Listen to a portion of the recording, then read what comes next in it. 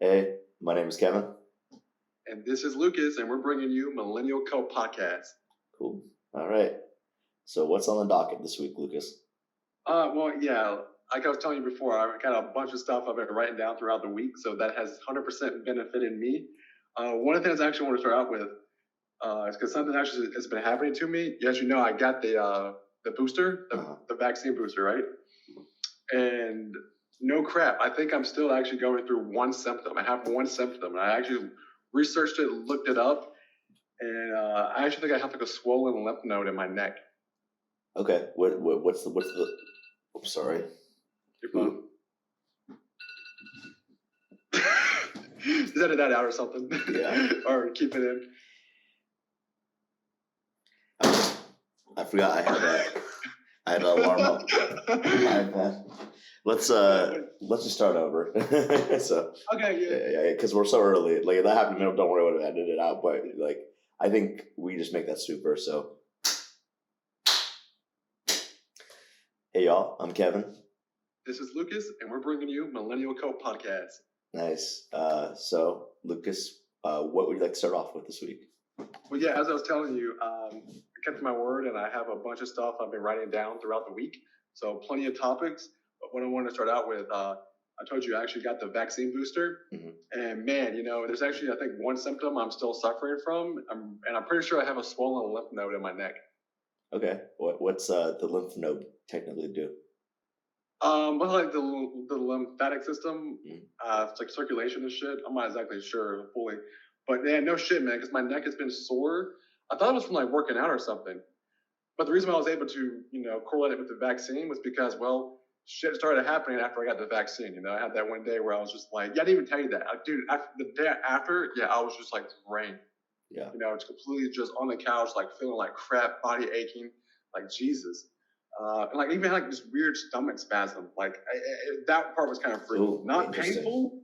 Yeah, not painful, but something in my right stomach was like kind of spasming. Again, very freaky, but not painful. That kind of shit has died down like 2 days, whatever. But then, like I said, my neck was still kind of swollen, and I didn't really, like I said, think too much about it. It was just kind of sore. I thought it was from like a workout. But then once it kind of like persisted, and I was like, you know what, let me look this shit up, because it happened after the vaccine. So I typed in, of course, like neck soreness vaccine, and sure enough, like a couple like shit started popping up, and apparently it's pretty common.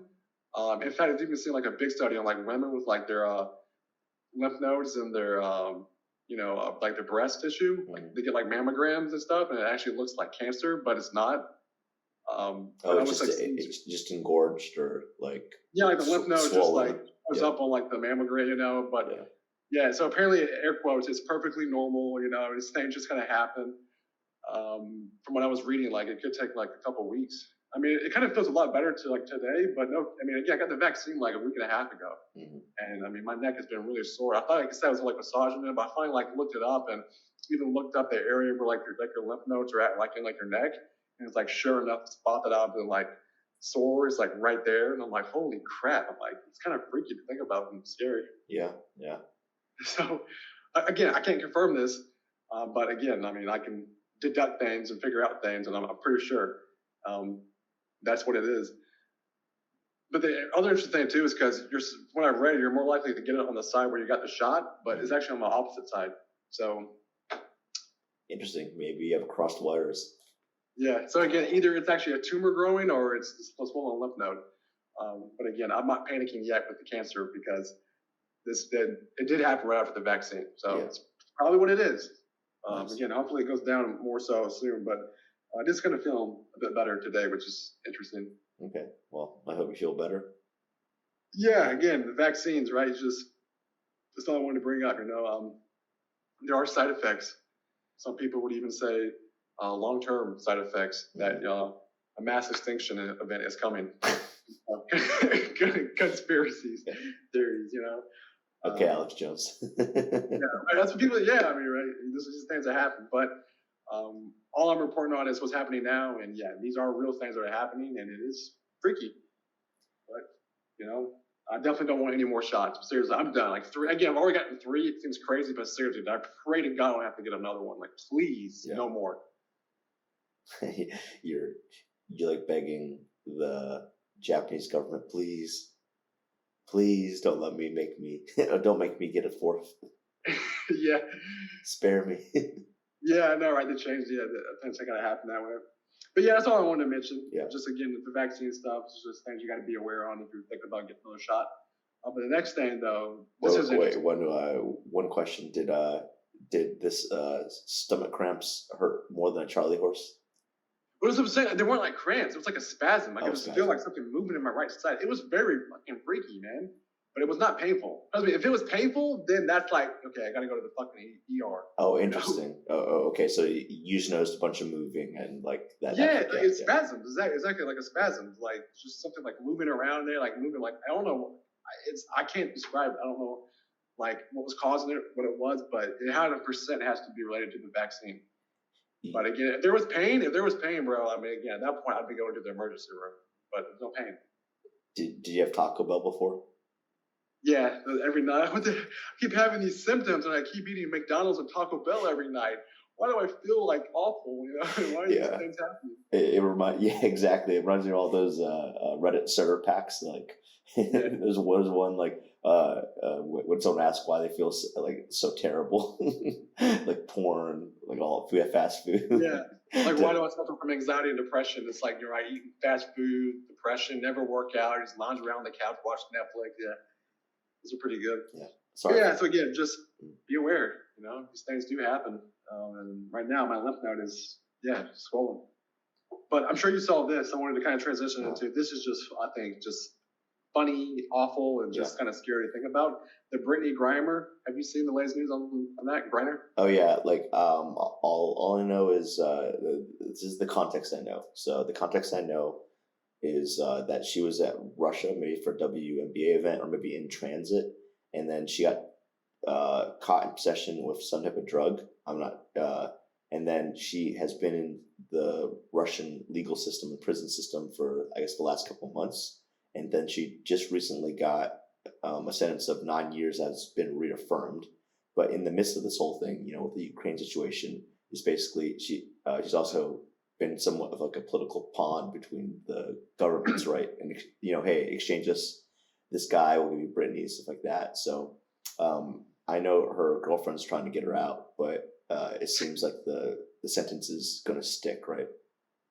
Right, yeah, that's the latest news with it. You definitely summed it up pretty well there. But yeah, the latest news is that like she tried to appeal it and stuff, and it's like you said, reaffirmed like 100%, like 9 years in prison, like.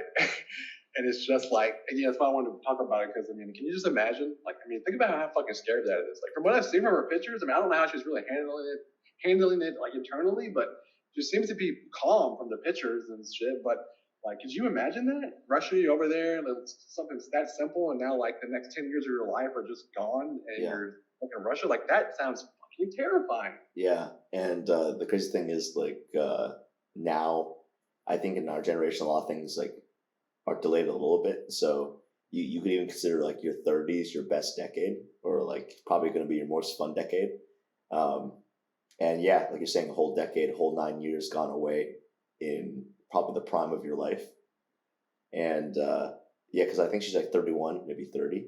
Yeah, that's crazy to think about. You'll be in prison for the next decade when you turn 40, 41. Right, but like in another country, in Russia, all this crazy shit, like you said, political pawn. Because right, they're trying to get like arms dealers and shit from her, like not trying to diss a WNBA, but right, a WNBA star for, WNBA star for like, freaking arms dealers and shit, Russian arms dealers and stuff. Like, that's what they're really trying to bargain. And again, I hate to say it, but I mean, if they could have got her out, they probably would have got her out already. Like, she's stuck there for a couple of years. Yeah. Maybe we get her out in like a few years, but it looks like a pretty lost cause. Yeah, man.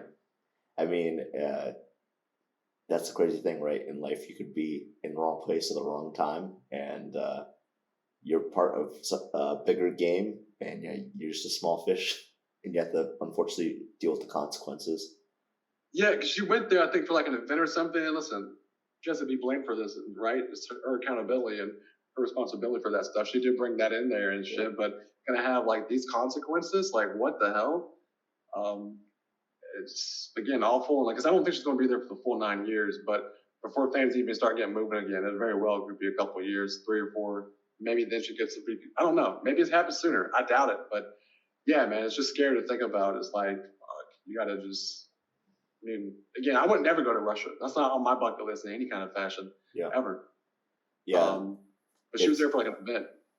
yeah, like there was this old TV show I probably watched on YouTube, seen clips when I was younger. You may have seen it, Locked Up Abroad, and a lot of like the prisons in Southeast Asia, like way, like Russian Eastern, like Europe, right? They don't play around with drugs. But I mean, with any like place you travel, like you should at least be aware of the rules. So like you're right, some of that accountability. But there's some places where like just having like a little speck of marijuana could get you life prison sentence or death, right? So you just gotta be careful not to play around with that. Um, yeah, just know the local culture, right? Actually, that movie I recommended you, Enter the Void. I don't want to spoil anything, but you should watch it. But it shows you how strict some countries are with drugs. Yeah, I know you got to be. It's like you're scared of fucking bringing Tylenol or something to a different country at this point. I mean, I think that's actually fine to like do, but Yeah, still, yeah, yeah. it's Like just give you another example, right? Like you know how in Singapore, it's very clean, right? So they're very strict, and for example, like littering gum could give you result in $1,000 fine, right? Like that's I think that's maybe one of the countries where they have very strict anti-drug policies. Like where yeah, I think you're gonna get killed or lifetime prison sentence. They don't play around. yeah. The old phrase, right? Fuck around and find out. Yeah, it's right. The relationship from fuck around and find out. Yeah, maybe actually, I just realized it made me think of the story too just recently. Yeah. I saw on Reddit. You might have saw it too. This kid named Michael Fay. I think he was in Singapore and he vandalized and shit. And apparently he got like actual like beatings as like his punishment. Like they whipped him like 4 times or something. It was like originally it was supposed to be 6 beatings or something, but the president at the time, I forgot who it was, wrote a letter to them saying, please, like, be a, I don't know. I'm just trying to show some sympathy and shit, and trying to get it like reduced. So they went from 6 beatings to 4 beatings. But yeah, it's like Michael Fay or something, and he vandalized shit, and yeah, they made an example out of the kid. Well, did he ever explain why he vandalized it? I'm sure I didn't look into it much. It just made me think of it because he's like doing fine now from what I read briefly. He's like he's like a casino manager and shit. But yeah, it's like a big thing there that time, like 1994, I think is when it was. Interesting. Yeah, they whipped his ass 4 times. Make an example. It was awful, right? He went there and freaking trash shit, like $1,000 in damages. Like yeah, kind of crazy can you be? Go to a different country and vandalize shit. It's awful. Yeah, it's like me going into your home and being like, "Oh, Lucas, you like this kitchen sink?" And you shit in it? Yeah, pissing it, or like just like start taking a baseball bat and denting it. But yeah, you got to be careful about what you do when you're in someone else's house, like or country, right? Right. Yeah. Definitely helps to come prepared and read the rules. Like that's just the most basic level. Yeah. But from like a travel, yeah, that's what I wanted to ask you too. Remember I was talking about traveling. Travel is like just so big right now. Is awesome, and I want to ask you seriously. Give me a list. Write it down right now. I want to know all the countries you've been to because you're well traveled. I've been to a few countries. Right? I've been to just 2. I've been to Paris, and that was actually like with you. Yeah. And I've been to Costa Rica, but you've been to so many. And I want to know the full list, man. Okay. So write it down. Let's let the people know where Kevin Carr's been. They know where I've been. I've only been to 2 places. Okay. I've been to China. We're at in China though. Shanghai, Tianjin, Beijing, Kunming. Right, because you were doing study abroad. Yeah. Let's see. Taipei, Taiwan. Now, is that like just like the airport, or you actually like? Yeah, I was there. I was there for a week. So okay, cool, yeah. Let's see. Greece. So Mykonos and Athens, Italy. You Rome. said that was your favorite place, right? This is like your favorite vacation you've done, like place to visit? I don't know. I feel like it fluctuates, right? Like the cool thing about that trip, it was also like part cruise ship. So we actually got to go to a lot of places connected to Greece. So obviously, like Mykonos Islands, we made like a day and a half pit stop in Istanbul, Turkey, right? Uh, yeah, so it just a lot of variety. I know on a France trip, I like that too. But it's kind of like all the people we went there. I remember like all the fun, like the funny little things about that trip, right? Like the first 2 or 3 days, like our uh, liaison or chaperone lead just being like, "What the hell was Blake? He was constantly late coming Yeah, back." no, I actually remember his face too. Like Yeah. the travel guy dude, Yeah. I actually remember his. I can picture him. Yeah, yeah, Like the older kind of like white dude, like yeah. yeah, yeah. Yeah, no, just it was funny. He's constantly late, and that's like the thankless job you have as a chaperone most of the time. You just have to deal with problems. Um, Well, hold on. Before you continue the list, yeah, though, yeah, because I remember, yeah, really, again, the thing with France and like Paris is again, specifically like strictly in terms of travel and stuff. Like, would I ever want to go to like France again? Yes, but like not Paris. yeah, Because at this point, like for me, like Paris is more. I mean, really, like when I think of Paris, like yes, it was beautiful, it was awesome. I saw the Eiffel Tower, but in terms of like how I view that trip, it's it's mostly be like almost like a bragging right kind of thing. Like, hey, yeah, I saw the Eiffel Tower. It's like just such a huge tourist place. It's like that's why I like to go there, right? To sit there and say that, yeah, I saw the Versailles Palace, I saw the Eiffel Tower, and saw the Mona Lisa, and the what's the art museum called there? oh, The Mon or whatever. yeah, with the glass pyramid, Yeah, the Glass Pyramid. Yeah, that's right. the Louvre. The Louvre. Yeah, Yeah, that's what it is. So yeah, I got to see all these places, but really, it's just like for bragging rights. In all seriousness, I really would not want to go back there again. Other parts of France, sure, yeah, but 100% like Costa Rica, I would much prefer to go back to. yeah. You in France, I think you really like Cannes and Nice because it's in the beach areas in southeast France, I believe. Um, and it's just nice, man. It's like perfect weather. Like it's super close. Like so, for example, like Nice is really close to Cannes. It's like a short bus trip away, like 20 minutes, or at least that's how it felt like. Monaco's near there. The like Italian border's close by as well. So definitely like those areas.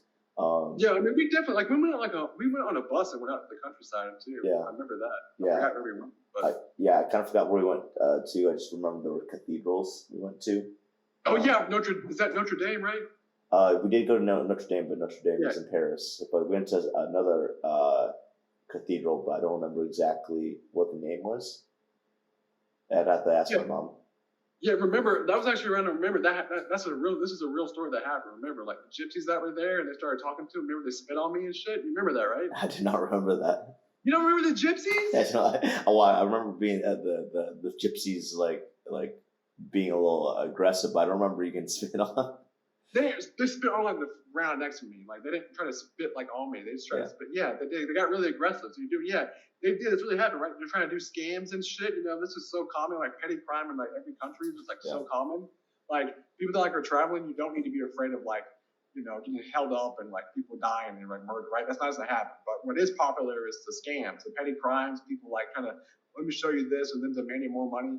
Like that's what's common. And yeah, I think they were trying to put like a scam on me and shit, and I just like wasn't having it, and I was like kind of rude to them, which I didn't give a fuck. I mean, they were bothering me, and then they got all mad and like they put like a gypsy curse on me or some shit, and like spit on the ground. Like it's fucking crazy, man. And you wonder why your lymph nodes are engorged. Yeah, yeah. It's the gypsy curse that follows me. Yeah, I mean, yeah, it was freaking wild, man. It was a good trip, but again, right, to everyone. Like, that's why I'm excited to talk about traveling because right, we're entering like we're in our 30s, like early 30s, and like. Right now is the time to live life and get excited. And for people that are curious about traveling, I mean, I'm serious. The only reason why you want to go to Paris, France, is because to sit there and say that you saw these things that maybe other people haven't. Yeah. And that's in reference to, right, there's just so many other better places to go to, right? Don't get caught up in Paris. Like Paris is just a huge tourist attraction, right? So when you're weighing your options, just please realize that it's because you get to sit there and say you saw the Eiffel Tower. But there's other places so much better, I feel like, at this point. I would say two things on that. Like Paris, like you probably want to live there if you're in the fashion industry or like fashion industry adjacent. But I would like to go back there, but that's just because my second favorite movie of all time Like I want to visit all like places again. I've been to Sacre Coeur, which is the cathedral on the top of the I guess hill or mountain of Paris that overlooks Paris. Um, and then like yeah, just go to a bunch of the locations. Like I love doing that. That's one of the things we're gonna do with our trip to Japan. Remember I was telling you like we should just go to a lot of like the famous landmarks that they show in animes in the cities we go to. Yeah, no, for sure. All those kind of cool concepts there. But yeah, no, that's the only reason why I wanted to stop you on France because I mean, listen, don't get me wrong. Like, I've had all the money in the world. I mean, sure, yeah, I'd love to go back too, right? But when you're talking about, right, like you have a budget, these things are like, not infinite for like yourself. I mean, it's just you gotta weigh your options carefully. And I just feel like Paris has fallen off a lot. There's just so many better places to go to. But again, yeah, I would have had all the money in the world, Kevin. I'd be spending my weekends there for all I know. Yeah, well, we'll say one other thing too. We went when we were really young in high school, and I didn't really drink coffee till like I would want to say after college, started work. So I do feel like if we did a European trip, we would enjoy it slightly more because they have a great coffee culture, right? Hey, have a little espresso before or after lunch and just walk around a little bit. That's nice. Yeah, I mean, it'd be interesting if we did somehow make our way back there. Yeah. To maybe like go to all the like different places besides all the huge tourist attractions, the little like kind of things. But again, I don't know. Paris is France. It's not on. It's really so low on my list. Yeah. I really couldn't care if I ever go back there again at this point. Well, if we do end up in Paris, we can go to the Brazilian Jiu-Jitsu gym there. That's something out of the way. Yeah. All right, so I mean, unless you want to mention anything else. Yeah. Let me just quickly rattle off all the rest of the countries I can remember before I forget. China, Taiwan, Greece, Turkey, France. Yeah, and then I went on a European trip with my buddies after college. So I'll just mention the countries not already mentioned. Czech Republic. I went to Prague. Germany. I stayed in Berlin for a majority of that time. Amsterdam, Netherlands. Spain, Barcelona, and Madrid.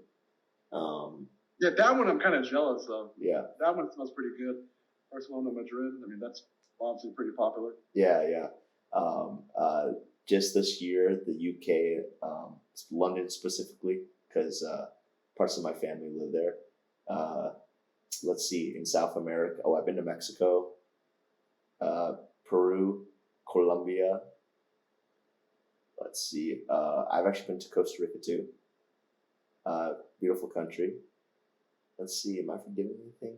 I think that's pretty much it. Like all the other ones would have been like pit stops and airports, and I don't count that. Yeah, no, I was gonna say yeah. Like don't because you went to the Taipei airport, like you can't count that kind of stuff. Yeah. That's cool. I mean, yeah, you were definitely well traveled, my friend. The European trip and stuff. But still, it's well traveled already. But yeah, you've never been to Thailand or Vietnam, though. Yeah. Sweet, good, because those places look like such high quality places at this point. Super interested in both of them. You're all about the food focused trips. Yeah, man. It's like if they don't have fucking street food, if street food is not popular in their country, there's no point in going to it. I also think the criteria is two things for you.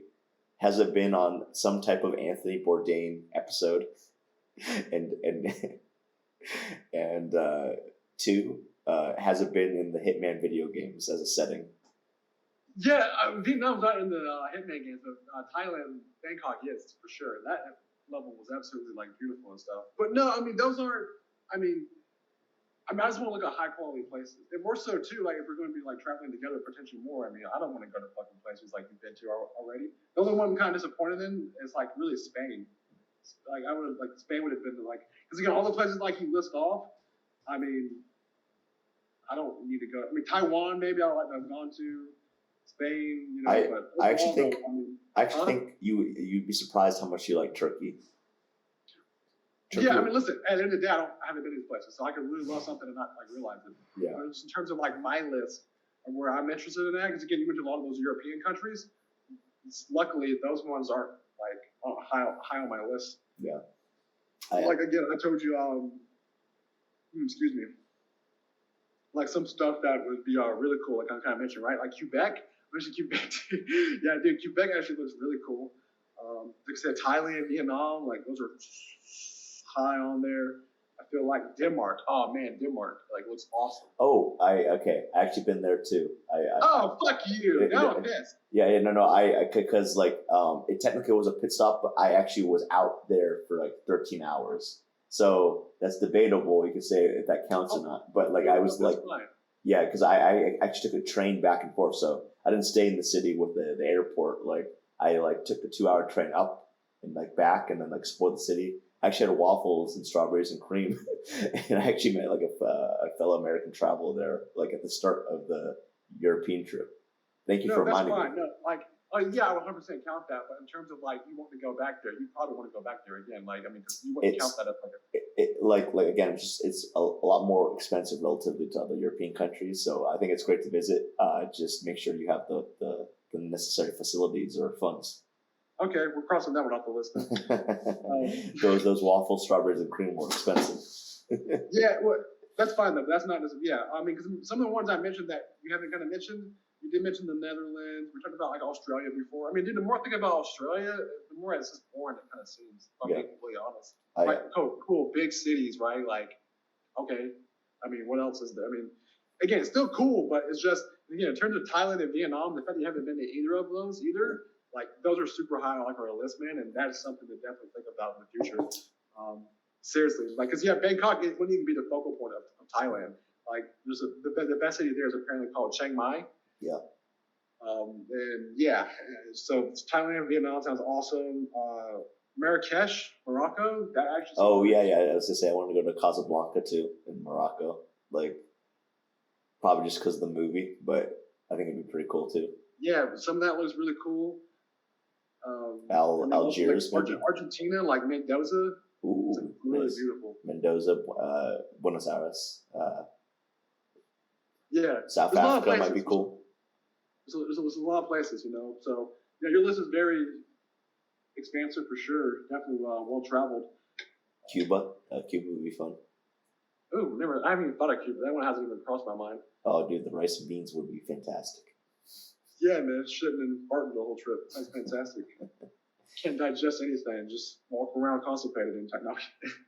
Well, no, it sounds. I mean, listen, I'm open to anything, but now, like I said, Thailand, Vietnam. Man, that sounds like a next easy opportunity for us. Because remember, that's actually what I want to transition into next. I think that's actually a perfect transition point. You mentioned like Anthony Bourdain. Yeah, I've been on an Anthony Bourdain kick lately because he's been like every damn place possible, and his show is obviously high quality. And Vietnam is his favorite country, 100%. Nice.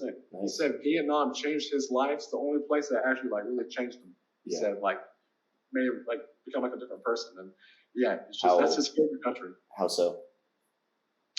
Well, he said it changed him. He felt like he really came. He really felt like he became a different person. It's the only country that actually really changed him as a person, really full of But that soul experience. But what specifically did he think he got kinder or I didn't really read into that. I mean, I think it's every trip he goes on, he's trying to become a better person. Yeah.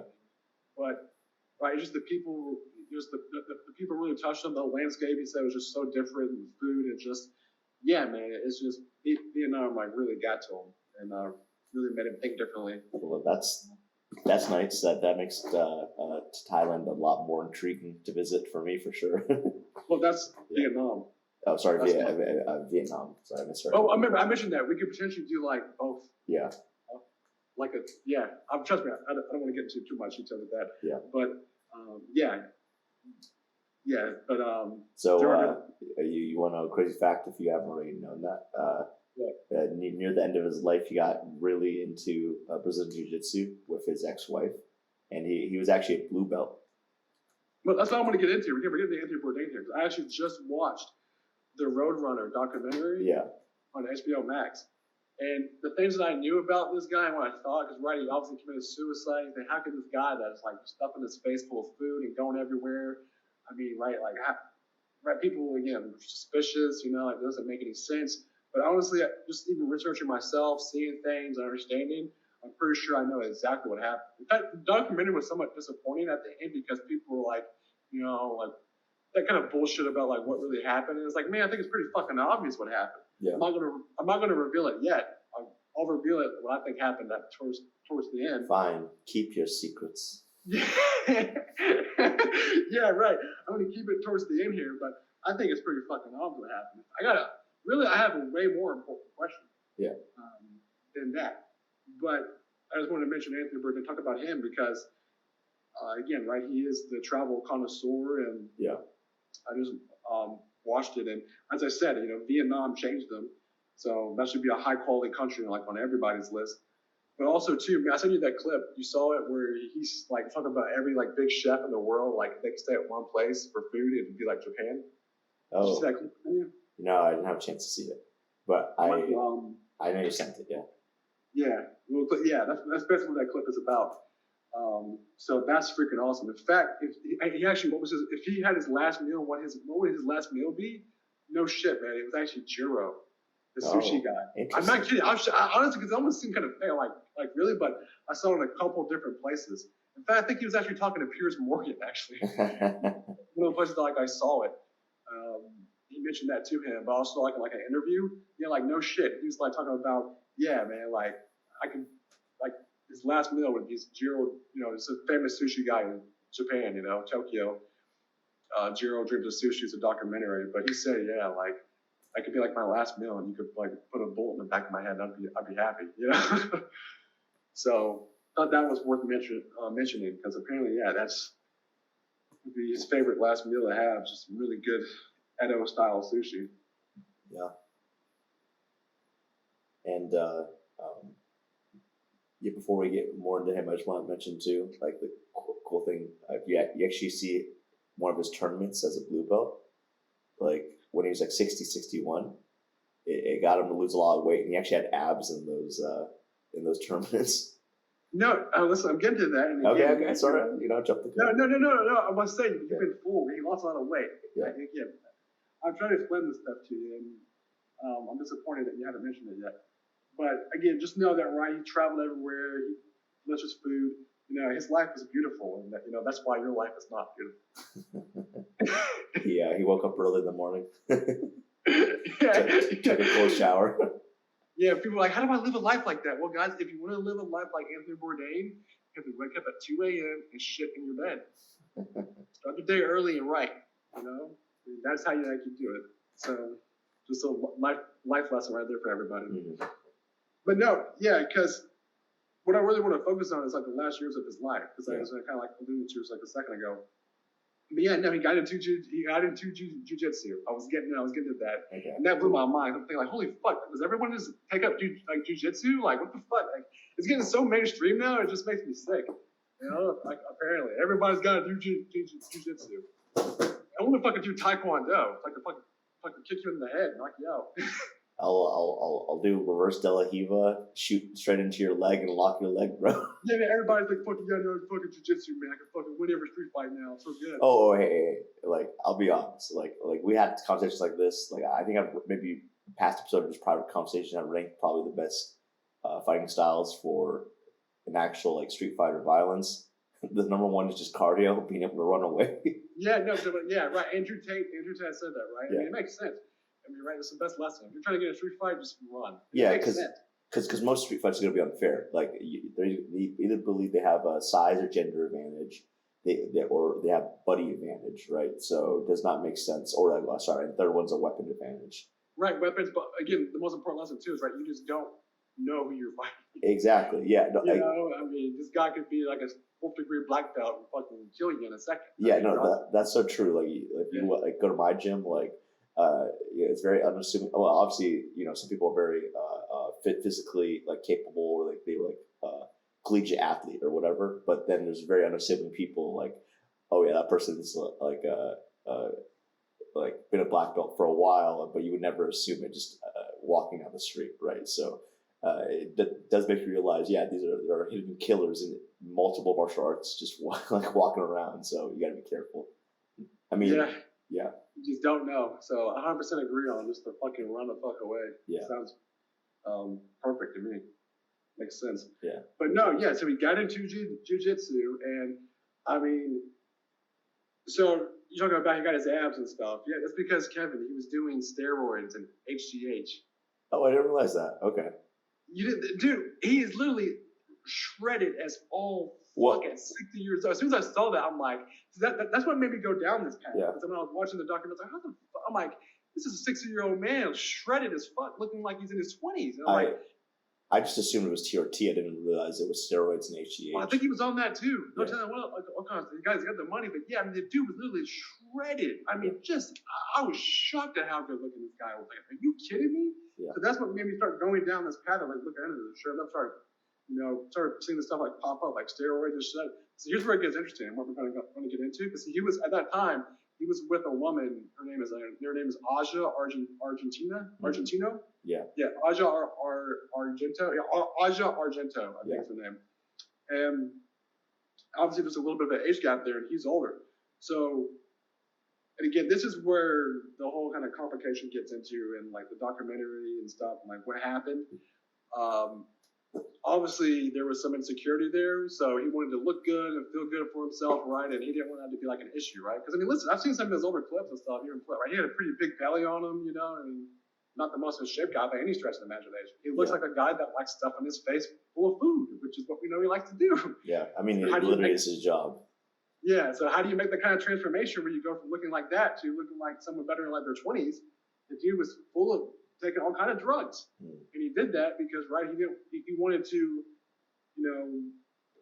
look good for this woman, Aja. So like he, went to like an issue, like because I think she was like 47 at the time. He was like in the 60s, which isn't bad, but yeah, I think it's even weird too. Like he was taking like a bunch of like Viagra too, to like. Oh yeah, like it that's pretty easy to not necessarily like abuse, but like it's like technically like a cardiac drug, right?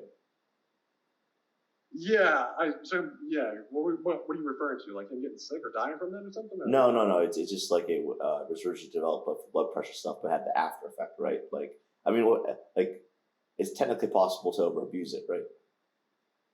Right. No, for sure. I think there is like a real possibility there. What I'm trying to say is, right, he was on all this like bullshit and stuff just to kind of compensate because the relationship was like toxic, 100%. See, this is what I want to get into right now because. Right, this man committed suicide, actually in France, no less. I'm pretty sure, yeah, he's in France, someplace in France. Because the whole idea was that he got the news, right? This paparazzi leaked the magazine, like, of his girlfriend with this other guy. And the girlfriend eventually, like, this is like years later now and stuff, the kind of like stuff that's been popping up. And she was even saying stuff like they 100% were like cheating on each other like all the time. Like they were comfortable, like they were open, like they were okay with it. Yeah. They were okay with it because, right, he's traveling 250 days out of the year. They don't see each other much. So I think Anthony Bourdain knew that she was with other guys, and Anthony Bourdain was with other women too. In fact, the shit I was reading into, this is all somewhat speculative. I don't think it is though. Personally, this makes sense. He was with a lot of prostitutes. I mean, this guy was a dopamine chaser, man. From what I'm getting, it's like he basically had to wake up in the morning, have the most delicious food possible, and then see the most amazing sights possible. Then he had to go masturbate in the bathroom because he was just so inspired. and then, right, it's like time to go eat some more delicious food, and then he's still chasing that dopamine. So it's like the producers have to bring in prostitutes to satisfy his, insatiable like appetite of like just chasing dopamine.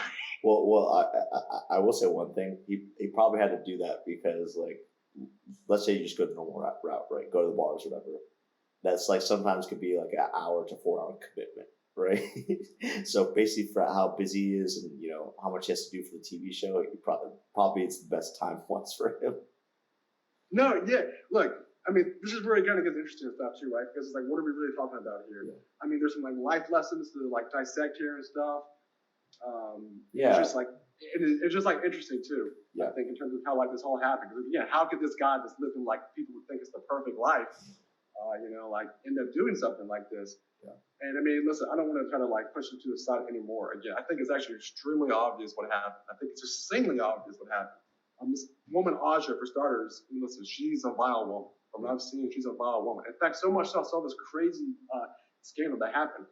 Because she's like an actress too. Like the most famous movie I think she was in was a Triple X with Vin Diesel. Oh, okay. Yeah, but she did like one for early acting jobs. I don't know what movie it was called, I forgot, but she was basically playing this mother of this kid's like 7 years old at this time. And like fast forward like 10 years later, she ends up sleeping with this kid. You can see the picture online. So she's 37 years old having sex with a 17-year-old guy that she played the mother in, like 10 years earlier. This kid's it's the same kid. It's the same fucking kid. Yeah. Like Joe Rogan even talks about it. You can find a clip of Joe Rogan talking about it. It's fucking wild, Yeah. So it's a clip of her like grabbing his cheeks and like, like the movie. So 10 years later, she's fucking the same. It was like, so you can argue that there's some grooming maybe that's involved there and stuff. But then basically, long story short, the kid like didn't want to keep silent anymore. So apparently she said Anthony Bourdain like paid him like $400,000 to keep his mouth shut. Oh, wow. So they can like kind of get on with like their lives. Yeah, crazy, right? And this really happened. You can look all it's 100%. So this woman is extremely vile and toxic. I'm not trying to give her a pass in any way. Some people may find what I'm saying offensive because, right, Anthony Bourdain could be sacred or something. But Anthony Bourdain had a lot of problems. And what happened, again, very obvious, was they did the cardinal sin of, life, right? Everyone learns this lesson very early on. People tell you not to do it. And he basically relied on someone else to make him happy. Yeah.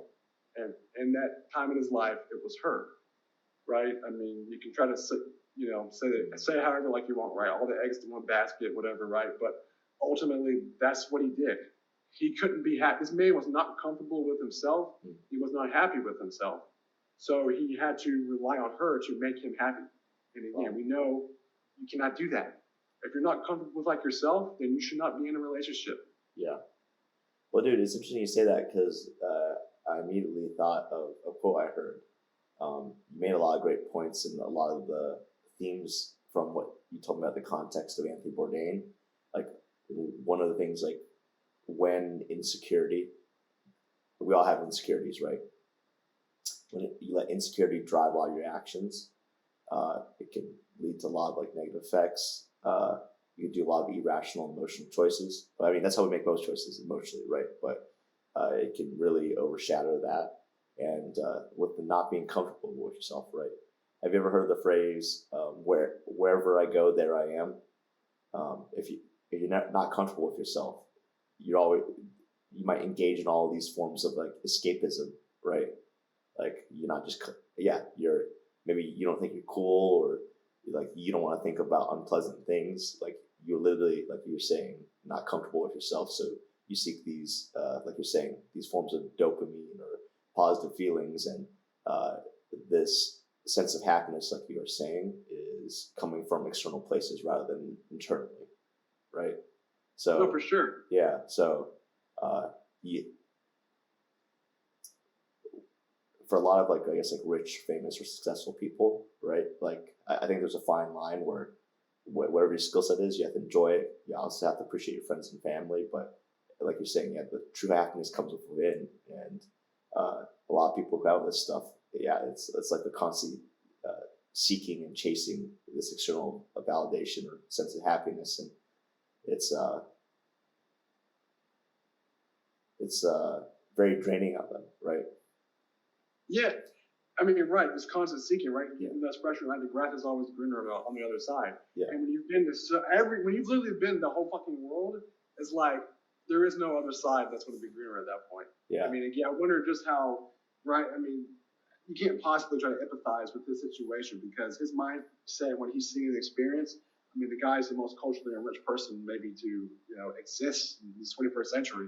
So for him to kind of process this shit, I mean, again, I'm not going to try to empathize with him there.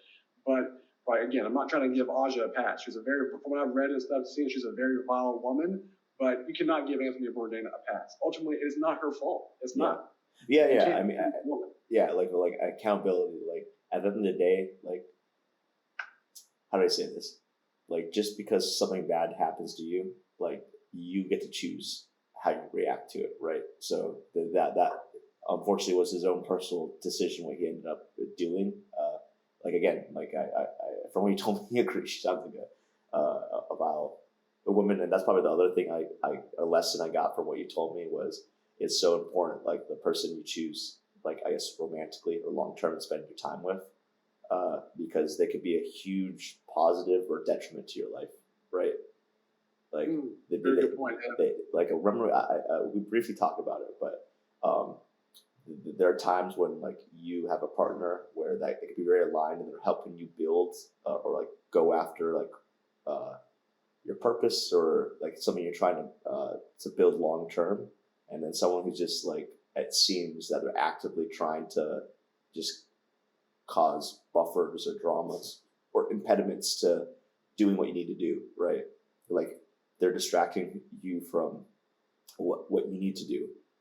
Um, yeah, yeah. Right. Well, the thing is, too, I mean, she was actually helping. This was saying, you got to look into some of this stuff if you have the free time, because she was actually helping him, like, shoot some of the, the parts unknown or whatever, like, no reservations. Yeah. I think it was parts unknown of that part.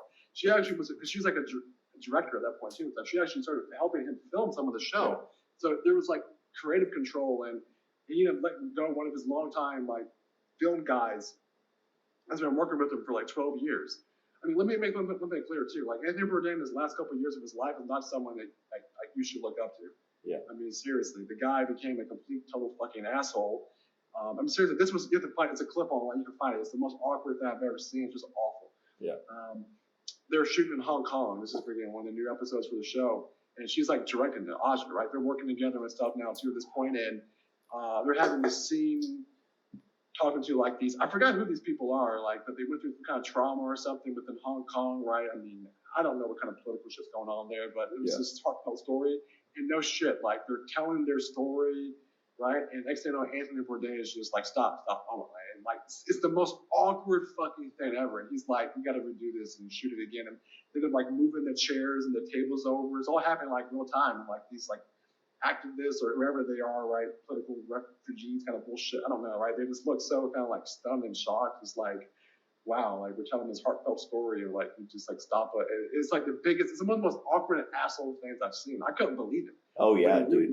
I mean, like, that's one of those things like with like social media too. Like the second take, like it just, even if it's a fucked up shot or whatever, like I can understand maybe audio issues, but like, for heartfelt issues, you just listen and okay, we just lost that shot, right? Like, yeah. It's just like this is who we like really became. Yeah, it's like this. You got to be like careful and stuff in terms of right. Again, back to the original point here, right? He relied on her for happiness, right? This man cannot be happy within his own skin and who he became, and so he was seeking that happiness from someone else. And again, it's a cardinal sin, cardinal rule, right? You cannot do that. It's not how relationships work, and those are going to end badly. So. Again, it's really unfortunate that he couldn't be happy within himself, but I mean, we kind of talked about that like before too, right? I mean, he's been running from something like his whole life, right? He didn't want that guy to catch him, and I guess like it finally like caught him there. But it's just like I said, it's doing the steroids, the HGH, Viagra, right, just to keep in shape so that way. Because right, I guess they know like they're cheating on each other and like their open relationship and stuff, but he wanted to. Make sure that wasn't going to be like an issue too. And like I said, like the jujitsu. But back to like the suicide, I see from what I understand, what did him in was because it was so public. Like remember, they had like an open like relationship. He didn't really care about that kind of stuff. Yeah. But since it was like the magazine, it was like so like his face. It was like wow, it's like has some discretion kind of thing. Yeah. Well, I do feel like there are. Some couples, and maybe this is a little bit more skewed to celebrities or people who have a lot of insane amount of wealth. They're probably fine cheating on each other. Obviously not every couple, but they probably have a lot of relationships. And probably the one big rule is just like you're saying, the discretion. Like, don't publicly embarrass me, right? Because, right. Yeah. And I remember because the guy, like one of the main producers, like came in there and was like, "Hey man, like you okay?" And he was like, again, said that. He was like, "Well, sorry, man." And he's like, "No, not you. It's like her." And there was even like an exchange of like last text messages and stuff. And Anthony Bourdain said like, is like, "What can I do?" Like, I don't remember the full conversation, but like the last two messages, Anthony Bourdain sent her like, "What can I do?" And then she sends back, "Stop busting my balls." Oh my God. Right. I'm not sure if this is like. Again, I don't know if this is like 100% like confirmed. This could be like speculative. I don't think it is though. And that's like the last text message I got. And then, hangs himself. Stop busting my balls. So again, I mean, it's super unfortunate, but Anthony Bourdain didn't like who he became. He didn't like being famous and shit. And, I guess all the delicious food in the world, he just kind of ran out of places to go, right? There's no other place to go to that's greener at that point. He's seen everything green. And I mean, I salute him for that. I mean, right? What else do you need to see? That's what I'm saying. I'm supposed to feel bad for this guy. I don't feel bad at all. The guy lived an amazing life, and he had enough. I do feel bad, for people left behind, like his daughter. Like that's gotta be rough on her. Oh, perfect. That's why I touched the last thing I wanted to mention. Yeah. You see, as I mentioned, right, the documentary. Again, there was that bullshit about we don't know like what happened. Like I said, no, it's exactly what fucking happened. Like I just explained it, right? He needed someone else to make him happy. But the thing that blows my mind is like, man, how could he have gone through with it? The part that still stops me, how could he have gone through with it when he know that he has a daughter? From what I've seen, he really loved her, really cared about her. He's like, you're telling me he didn't think about, wow, in a couple more years, she's going to be like 18 years old. You could travel the world together. I mean, he knows he could have had a show just him and his daughter now traveling and showing her the world and all this shit. And I mean, right, even him become like a grandfather way down the line and traveling like his whole family. I mean, but yeah, just in the 2 years, his daughter would have been 18, and they could have traveled the world together, made a show about that. And you're telling me like that didn't like stop him, and like this is what I'm saying. That's how much Audra, this woman, had him wrapped around her finger. That's how invested he was that he couldn't even stop to think about his daughter. That part, that's where I stop and go, what happened? Yeah. So I think when people do it, like obviously it's like a very emotional, short-term decision, right? But like yes, I think the line thinking is like in justification, they usually tell themselves like, oh, when people say their final goodbyes, right? Like or like take care of their affairs. I think that's like a couple of steps before they actually like, try to commit the act. It's basically, oh, like these people will be better off without me, right? Because like they like the it can be any maybe chemical imbalance, maybe like insecurities, but like the ability like what a lot of people are like, oh, like my like I'm such a downer or drain on my friends and family, like they would be that's probably the justification he used, like I won't be a positive impact, so like she's probably better off without me, which like is probably opposite opposite, right? Like I'm not sure how old she is, but like when she goes to college, or was like 18, she's probably like, wow, I wish my dad was here. And that's kind of hard to accept if you have that kind of internal dialogue, right? Again, we're speculating, but I think that's the biggest like justification. Like they'll probably be better without me, and you don't realize the impact you have on your friends and family. No, yeah, actually, when you said that, I think you hit the nail right on the head. More so in terms of right, that short decision making. Yeah. Your mind's not thinking about the future at that point. You're thinking of that moment, and like those emotions are super fucking high, and you can't process those kind of things that could be good for you like later. You're not thinking of them. Yeah. But also too, I'm definitely right. They're better off without me, right? Because that's kind of the same thing, right? When you're thinking that negatively and those emotions are high, right? You're not thinking of the good times to come, right? It's the same thing essentially. Yeah. Well, dude, like again, like our psychology and biology is so interesting, right? Like you've heard of like the winner effect, right? Like it's probably like something similar. Like I forgot the exact book. I think maybe it was Nassim Taleb's Anti-Fragile, or maybe The Black Swan. Like when I forgot the exact type of bird, but let's just say like for example, when a robin wins like a battle, their like testosterone increases, and you have an upward cycle of momentum. The same thing can happen opposite with like your feelings, right? You like lose a little bit, and then like you don't see the forest for the trees. Like you just see the situation like, wow, I'm like going in a downward spiral. I don't see any way of getting out of it. Yeah, you trap yourself, kind of thing. Yeah. Yeah. Again, like you said, we're speculating, but honestly, I don't think so. Yeah. I mean, I think that just like you said, that's the psychology of things. Yeah. I think that resonates with people. Yeah. But yeah, so that's again Anthony Bourdain. I mean, the shows are still awesome. Still, it's inspiring and stuff. I just want to talk about it because travel is just so interesting right now, especially since like kind of COVID's like finally really hopefully kind of dying down, and every country's like more open and back up now, even more so. And yeah, it's just you got to be again back to that whole the grass is greener on the other side. Yeah, there's always that balance in life, and you just got to be careful because. Yes, these are awesome experiences. Like, I mean, let me back up real quick too, right? Everyone 100% should at least travel once, right? Yeah. One time abroad. Definitely have to have that. That should be on everyone's bucket list. But there is this, again, that wishful thinking that can become like a negative, right? Like, oh yeah, I'm going to see this place and that place, and then like my life's just going to be so much better and blah blah blah, and You can't think that way, right? You just got to appreciate what's happening now, and then appreciate when you get there too. But these things are not going to ultimately make your life better. Yeah, it's actually it's interesting you say that too, because I was reading a very, very well written article about learning Japanese, and the author had a very similar concept. He was saying, "What's your reason for learning Japanese? If you think it's gonna make you a better person," he says it's not. It's just another way to express yourself, and it's not gonna like reveal or build like some new characteristic. It's just you'll literally be the same, but Japanese. Yeah. And right. And I mean, don't get me wrong. It's great to learn a new language and express yourself. I do think it reveals different aspects of your already existing personality, but it's not going to, like, this skill set or any skill set is not going to, how do I say this, make you more phenomenal, right? Like, no, right. I guess I'm saying better the Paris. I mentioned the Paris again, right? Yeah. Like I mean, again, when I think about that trip, it boils down to, well, I get to say that I saw something that other people didn't. Yeah. That's how I view Paris, which is why I recommend Costa Rica over Paris, because I felt Costa Rica, again, did so much. These things can change you and help you grow as a person. I feel like Costa Rica, I got more out of that, enrichment in terms of the people and the culture. It was more interesting.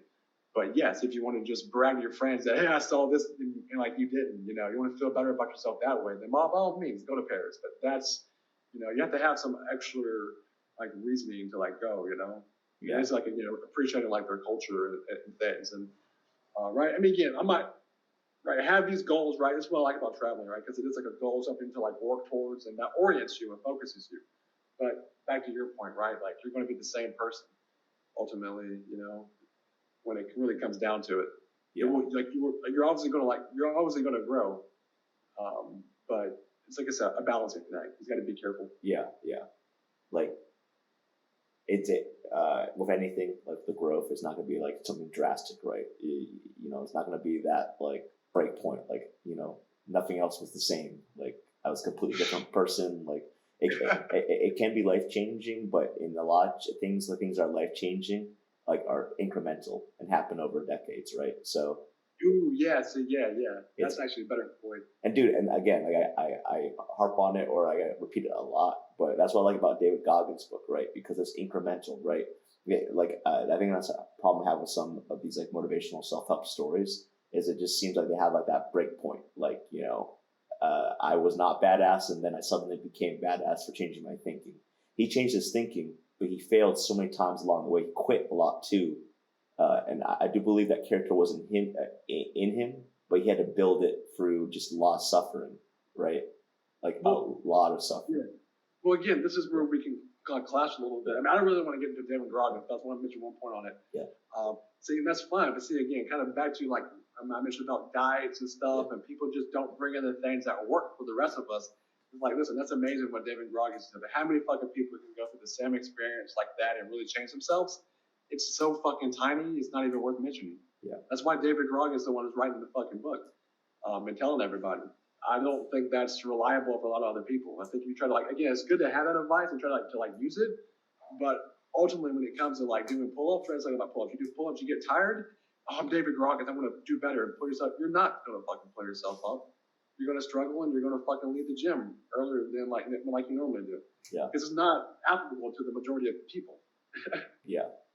That's where it's flawed, That's where it's flawed, Yeah, do carnivore diet, do the carnivore diet. The carnivore, you feel so good and you're going to look better and it's the best, That's what I'm saying. Remember, I told you that, right? The logic is, if we found out that eating only meat actually increases our lifespans, makes us healthier, 90% of the population still wouldn't do it. Yeah. Because the food is just so goddamn addicting, delicious, and like no one can stick to that, even if we knew it was the best. The government would have to intervene and we have to change everything, right? We have to only be sold this stuff to do that. So that's my way. That's the way I look at it. Yeah. But yeah, no, there's a lot of lessons to know with David Goggins. Yeah. One thing about Anthony Bourdain, though, one last thing I want to mention, because this is actually scary. I mean, like you realize kind of just how depressed this guy was his whole life potentially. You kind of look back to like the show, the moments, and it's dark as fuck, man. Because seriously, a lot of the moments when he's like finally sitting down with people and eating like the delicious food and having that cold beer that he talks about, and he's like he always says, seriously, he says, and like I'm happy, like he says it a lot, like I'm having this and that and enjoying this, blah blah blah, and right now I'm happy. He says that, and it's like, knowing how depressing it was, and look back to it, those moments, it's like, fuck. Is he basically trying to sit there and say that all the other times he actually is not happy? You know what I mean? Like, think about it. He's like acknowledging that in this moment he's actually happy, but almost like insinuating that all the other moments is the time he's really not. Yeah, like a fleeting moment of happiness. Yeah, like he finally like gets these like little moments of brief like happiness. Because right, like why else like you mentioned that? And like I said, it's this different perspective. Like I could be totally wrong. I'm totally fine admitting that I could be totally fucking wrong and it's supposed to highlight the moment, but again, knowing how depressed he actually is, like was his entire life and just the shit he went through, it's pretty dark to think about it from that perspective now. Yeah. But yeah, so Anthony Bourdain, check out some of the, the Roadrunner shit and a lot of just good material and stuff to look at. Yeah. Any last comments from you? Anything you want to mention? Yeah, I mean, I think just for most things, like, it's for, I guess, the people feeling suicidal, like, your friends and family will miss you.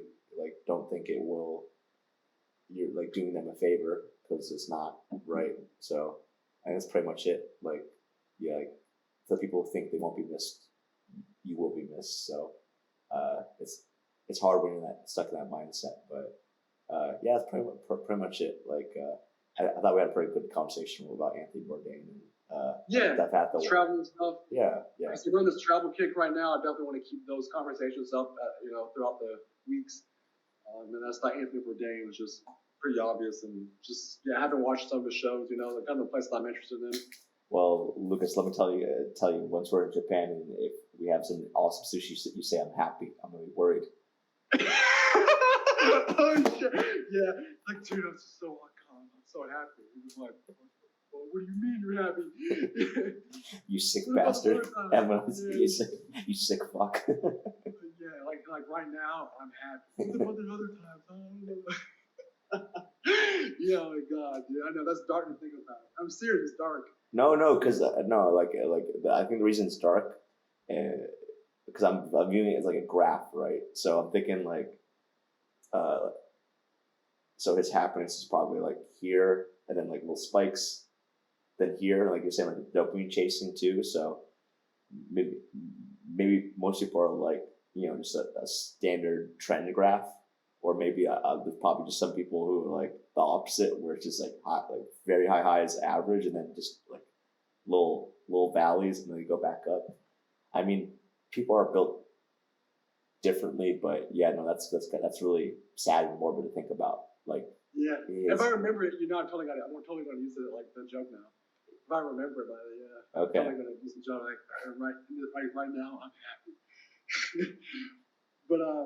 But yeah, so the next thing though too is we're talking about this last week, but you actually sent me the podcast, Kanye West, Lex. Yeah. I actually watched the entire podcast. Okay, I haven't seen the entire one. All I know is from the one clip I saw about Lex and Kanye, I was actually really impressed with how he handled his balls and like calling him out. Like, I was not expecting that aggression from Lex, to be honest. Well, that's what. Okay, well, there's a lot to talk about then, because I saw that in the comments and shit, and I'm just like, what calling out? Like, he never really stepped on Kanye's toes. Like, yeah, he maybe kind of stopped him in his tracks, but he never like really stepped on his toes. Yeah. I thought it was pretty weak. From what I watched the whole fucking thing, I thought he was pretty weak. Okay, well, yeah, maybe I don't have the full context, but like when he's saying like, oh, you have to have like the balls to call out someone individually, not a group. I thought it was pretty ballsy. I mean, again, he never really stepped on Kanye's toes. He always, he just like he acknowledged it and stuff. But hey, this is hurtful and stuff, and you need to be aware of this kind of thing, and I don't appreciate that. But it never was like him really saying like, dude, like no, like you're wrong, stop. He never like really came at him like that way. Yeah. So. But I wanted to mention it because again, one, like this podcast culture, I haven't listened to a podcast in like forever, and this Kanye is just so entertaining that I figured like you sent me like like the podcast. So I'm like, oh sure, I've never seen this Lex guy before either, and yeah, I just thought it's like sure, like I have the attention span for 2-hour podcast. Like if you feel like you feel smart, like yeah. So, is that just me? Yes. Oh, wait. Yes.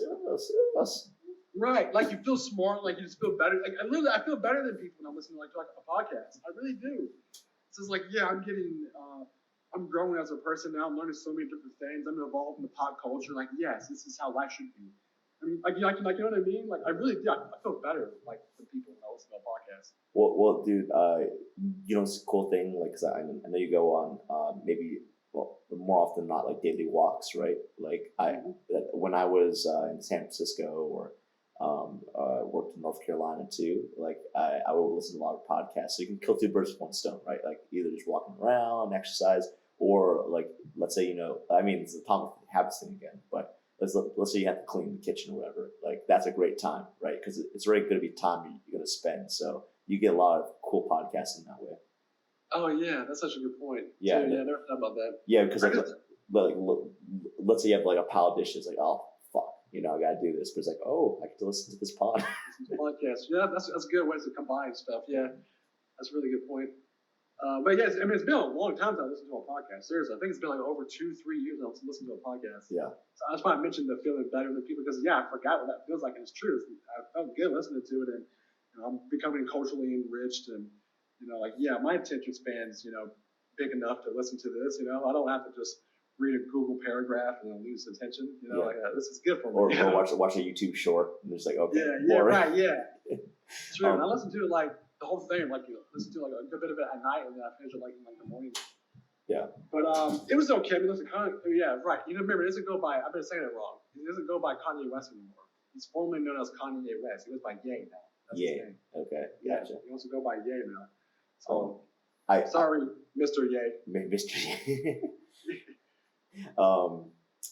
I'm gonna send you or text you a link to Andrew Huberman because I think you'd like him because I think you're really into physiology and the human body and things like that. And my friend, he actually recommended me this particular episode, so I'm gonna send you the episode he does fully on just deep diving on dopamine. And I think you'll love it. So I'll try to watch it this week too, and we should discuss some of the things on next week's pod. Because sure, send me yeah. But I mean, overall, listen. At this point, from what I've seen, I don't think it's even worth listening to. I think the very first, the guy actually divided into chapters, legs. The very first chapter, I think it was like engineering or something. Yeah. That's worth listening to. The rest of it, not even fucking worth it. Okay. Yeah, it's just crap. It's just the same thing. I mean, seriously. I can't remember anything besides like the first part, and maybe like a little bit like the second chapter, but it's all just kind of crap. And more so again, listen, I don't know who this Lex guy is, but I thought he was run of the mill. I thought he was extremely boring, like host. It's just like Kanye West did all the talking. I don't know. It's only the first one I've seen of him, but he just seems boring to me. This Lex guy. So I think two things for him. Like I do appreciate as a podcaster, like at least this is the niche that he hits. Is he's expanded his range of guests like recently in this last year and a half, but he has a lot of like tech and engineering focused guests, so they actually deep dive into a lot of stuff. And one good thing he does as an interview is, or at least when he first started the podcast, I'm not sure as recently, is if someone explained a difficult concept or like a phrase that a layman might not understand. For example, let's say I'm talking about software, right? And I start saying like, I would use like a load balancer. He'd be like, could you please explain what a load balancer is? Or like if they're talking about computer memory, he would like really ask them to break it down. So it's actually very accessible technically for like someone who is in the industry to like learn about. And I also think he's probably one of the few interviewers who actually doesn't just wait for someone to listen and then like interject, if that makes sense. Like you actually listen. And I'll agree with you. Maybe it's like a little boring, but I do like that it gives his interviewees the opportunity to talk, right? Because have you ever seen an episode where someone's about to go on a cool story or like explain a really cool idea, and then the host can't help themselves? They just want to talk about like some cool story themselves. You know what I mean? Yeah. No, listen, I'm not trying to shit on the guy. Oh no, I'm not saying you are. I'm just like. No, I mean, it kind of sounds like it. I mean, look, you actually made a really good point, and that's very true. Let's highlight that.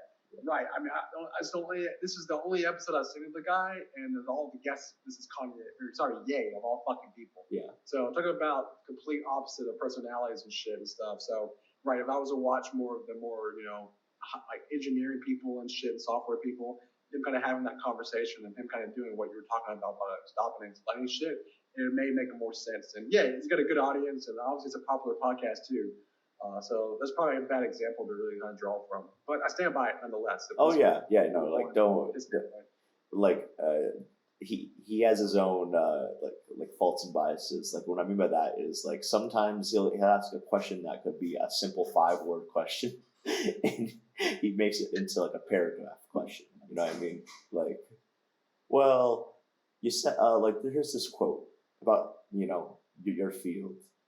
And some people say this, some people say that. Like, what's your feeling on that, right? So he can get a little bit pedantic, or use a lot of words when fewer would suffice.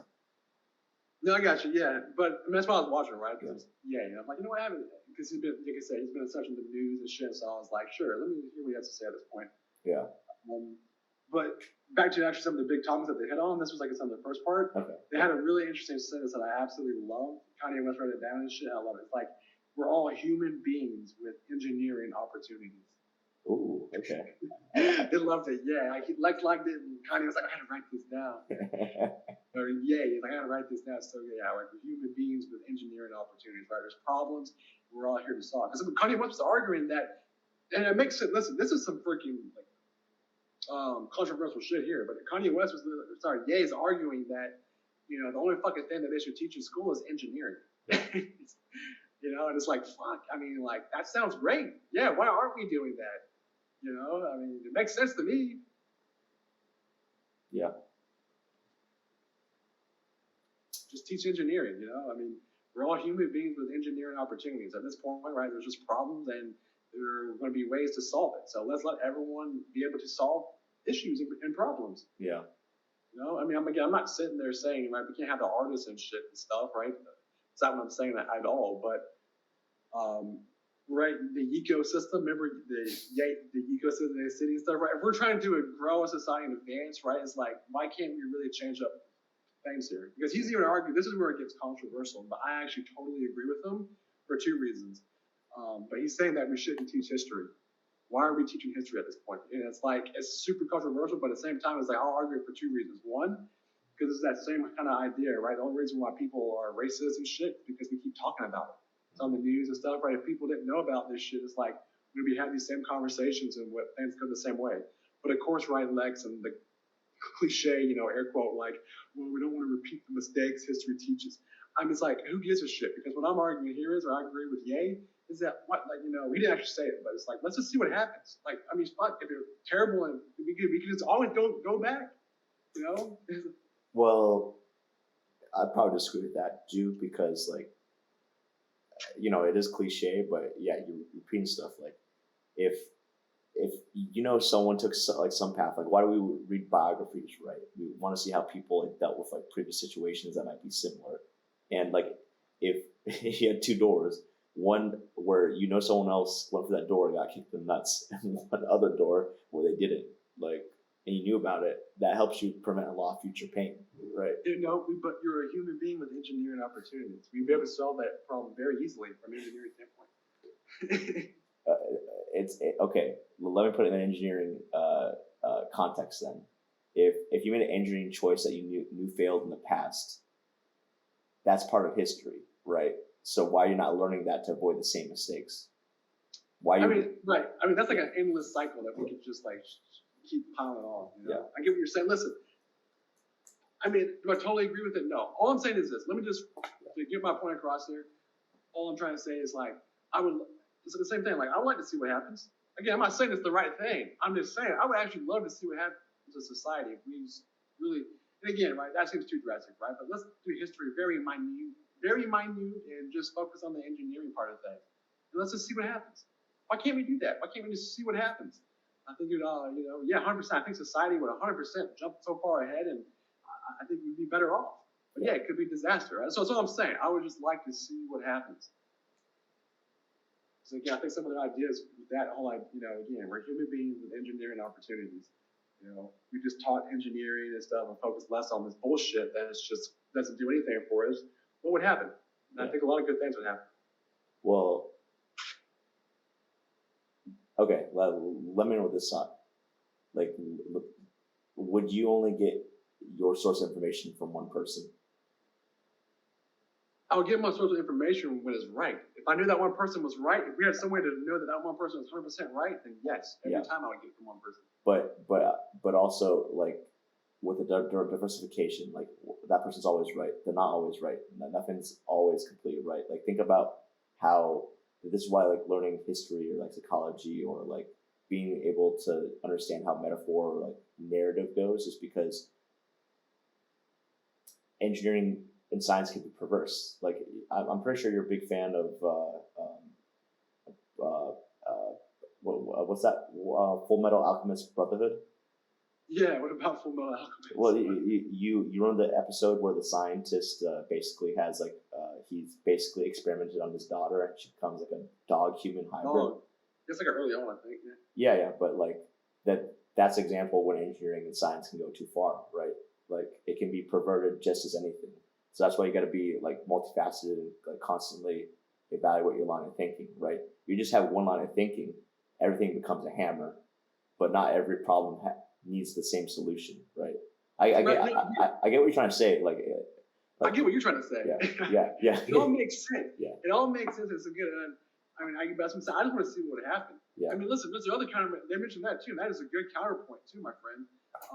Right? Again, same thing, right? We stop teaching about. Listen, you're going to keep teaching history, right? To learn from the mistakes, and that means we're going to keep teaching about Hitler, and there's going to be fucking neo-Nazis and people that want to fucking subjugate and kill people. I mean, this is the truth. And history is written from the winners, right? History is told from this perspective because one person's dead and the other is not. So there's huge bias written in history and things that we're like learning from, And again, I'm not saying it's wrong. I'm not saying it's right. I'm just saying I would love to see what could happen if we actually did teach from an engineering standpoint and focus less on the bullshit that is not pushing us further in terms of a society. Yeah. Because I think there's a real chance that we actually go so much further and better than what we actually think. I don't think those downfalls are because right. I mean, we're never going to forget history. Like you can't. Those lessons are always going to be there. Like, we're not going to like do like what's that the book burning book? What's that shit? The books are burning. Ray Bradbury. Yeah. Fahrenheit 451. Right. I'm not saying like it's burn history and forget it. No, but that doesn't need to be the focal point. It's interesting, man. I think society really could really just advance itself tremendously. I get what you're trying to say. Like, if there's more math engineering focus, right? Like, you could do a lot more like practical, tangible like advancements, right? I'm just saying, don't throw all the other stuff out. No, right. That's what I'm saying. I was going to mention. I'm not trying to say this burn history and like forget it, but right. I mean, like, it's biases and right. This is what we're ultimately like spreading. That yes, like, hey, look at ancient Egypt. It's hieroglyphics. It's so awesome. Oh, by the way, like the whole fucking country was run off of slaves because that's how you got anything done. And it's like, I was just very curious what happened. Yeah. Just think. But yeah, somewhat like you said, the math and science. I mean, not even that. Again, I think even from like an art, like again, I'm not saying like the artists and shit. We need that. We need that kind of stuff too. But let the artists think from an engineering standpoint, right? Again, we're human beings with engineering opportunities. There's a big difference there, right?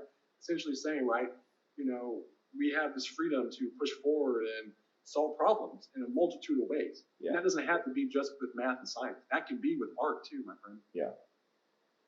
Yeah, like it's have you ever heard the phrase from Malcolm X, like image is power? Mm-hmm. Yeah, that's why the creative side could be helpful, right? Because you can convey. I mean, it can be perverted again, right? Like propaganda and stuff like that. But like when it can't be communicated verbally, but you need buy-in, like it's so powerful with image, right? And yeah, that's why I love the quote. Human beings with engineering opportunities. I mean, it's a great quote. And Yeah, and But like, what kind of engineering opportunities are going to be there when you're telling someone, oh, hey, by the way, like your ancestors had slaves and they did all this awful stuff. And I mean, like, what is that solving? Again, I'm not saying that people shouldn't be aware of it, but again, like, what's the focus here? I want the focus to be on like you're a human being and like you can solve problems. Yeah. Let's solve those problems. Yeah. Like, and I think that's a good question to ask yourself. Like, what current engineering problems do you have, or engineering opportunities do you have? Yeah, right. Again, it's all about just like math and science, right? Like, we're not going to try to teach everyone how to build a bridge. I hope that's not what they were trying to say. Like, that's just one aspect of like engineering in terms of like civil engineering, that's a specific discipline of engineering. So so when are you going to create the Lucas system? Ecosystem. Yeah, man. So I think there's a lot of truth there, and Lexi will be on board with it too. And I wish people would start thinking of it from that way. Yeah. But that ain't gonna happen anytime soon. School systems are gonna keep sucking and so forth and so forth. Yeah.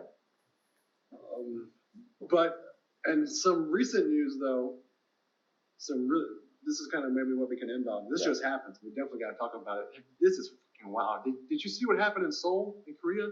Oh yeah, the people got crushed to death, like 120-ish people, right? 50. That's myself. That's 50 people dead. Oh plus. Wow. I couldn't believe it. I might even it's one of those things where I wish we did have some kind of like engineer here, some actual like civil engineer or something. Yeah, no, it's crazy because I think when you move as a group, like all that pressure too, like it's just crazy to think that your insides getting crushed. Right. Yeah, I don't know the math or the science behind it in terms of how that fucking works, but it really happens that way. Like, you get so jammed in packed like sardines that you eventually will not be able to fucking move, and people are getting stomped on. It's like, how does that? Again, I can't process it. I literally cannot conceptually think about it or understand it. I just know that it is a real thing that can happen, and it just happened. Halloween party, all these people. Apparently, it said like people were trying to rush because apparently Chris Hemsworth was like the celebrity that was supposed to be there, like a bar. Really? So like literally, yeah. I don't know. This is what I saw. Again, they could be completely wrong, but there was some kind of celebrity that they were supposed to be seeing, and people like kept piling into this, alleyway and shit. And yeah, man, the fucking images and the videos are horrifying. Have you seen any of that shit? No, I haven't seen it, but like, I can only imagine how terrifying it is to be part of that group of everyone trying to escape. Like, didn't that happen like last year with the Travis Scott concert, or like? Not to that capacity. I think I remember him, but not to this capacity. Yeah. I think, not saying capacity, just like big crowds, right? Getting crushed. Right. Yeah. Like that. Yeah. Right. Like a fire went off or something. Yeah, right. and I think there was actually a famous case in the late 1960s, like with the Who concert, where it was like more of a stampede, and then there's other one I think from a famous football game, but like people getting pressed against the fence, and like it's because it's invisible, it's hard to tell, but like that pressure, I don't know, that's very scary to me. Right. Because again, it's scary to me because I can't even, like I said, conceptual. I can see it, but I don't know how to think about it. Yeah. I'm not smart. I don't know the signs behind it. It's fucking weird. I just know it can happen. Again, the video, like the most horrifying video I've seen. I mean, obviously a lot of people like doing CPR on people that like are dead and stuff. The most terrifying one I saw the videos was literally like a bunch of people like just stuck in the aftermath. Like it's like the end of it, right? They're trying to pull people out. Yeah. And there's people like just like stuck, like literally like they're trying to like grab their hands and like pull them out and shit. They're all just like. It's like the end of the alleyway, like kind of thing, right? They're trying to pull it back out. Like everyone's just like so, like almost like you take a box of puzzle pieces and dump them. Yeah. Or like it's like everyone's just like jammed and twisted in, and like they cannot move. Like they're literally like have wedged themselves in, like no one can fucking move. And they're literally like trying to be pulled out, and there's probably like a bunch of dead people underneath. I mean, it's fucking wild. Man. Yeah. It's wild. So the reason why I mention it is like I actually saw too some of the. To be like aware of this because I saw one guy actually. I think this dude was American. He was white guy, right? He literally somehow knew it was about to happen, so he literally started climbing, and all the Korean people were like laughing at him and shit and stuff. But he started climbing up and got on top of a fucking sign and like stood there. This is like minutes before the fucking shit hit the bank. Yeah. This guy literally saved himself by climbing up, and people were laughing at him. Like the Koreans were, but he knew. Yeah, dude, that's gonna be crazy for him too, because he's gonna probably feel like some type of survivor's guilt. Like, but there's literally nothing he could do. As showcased probably with the people trying to pull out other people at the end. But I don't know what happened. Yeah, no fucking telling. The Yeah. survivor's guilt probably at the max. yeah, and the thing is like, yeah, and I think that's probably another life lesson. Don't be afraid to like if you feel uncomfortable. Like don't be afraid to get embarrassed or laughed up. Like you rather be embarrassed or like do something silly and be alive than Right, bro. That's interesting to think about. You're right, 'cause you're kind of scared. Dude, I don't even mind for sure that guy was processing. People were laughing at him because again, he obviously knew like pretty Yeah. quickly, and he made his choice. yeah But like I've seen like these like the warning signs, and the second one's fucking scary. But like the first one is like if you can't fucking like lift up your hands or like your face, that's like a warning sign that like you're in a bad situation. But also too apparently like you're actually getting lifted off the fucking ground. Like your feet will come off the fucking ground. oh shit Like I mean, it makes sense, like, 'cause you're that fucking jam packed in there, right? And when it happens, and stampede, and people are in there getting stuck. yeah Your fucking feet start coming off the fucking ground like you're floating, then that fucking means you're crammed and you got to get the fuck out of there. yeah It's wild to think about. I mean, I would never even put myself in that kind of situation to start with. I mean, it happens on trains and shit, but I would never cram myself in the alleyway. I've never been in a situation like that to begin with. yeah. Well, it's also I guess good to know the exits as well. Well, there was no exits. I'm saying there's just an alley. Well, no, I'm just saying like in anything, right? Because like for example, if you go to a bar, there's only one exit. Right. Like because like a different variation is like, oh, what if this place gets on fire, right? Like, what's the exit plan? Yeah, you're fucking Jason Bourne, bro. You're always thinking of the exits. Yeah, well, I'm not saying Jason Bourne. I'm just saying that like there was like a sort of club like only one exit and kind of like the pilot thing, and people weren't able to get out, so they died from smoke inhalation. No, but that's part of his training. Jason Bourne's training. Like every place he goes into, he always knows the exits. So he can get ready to fucking run. Yeah.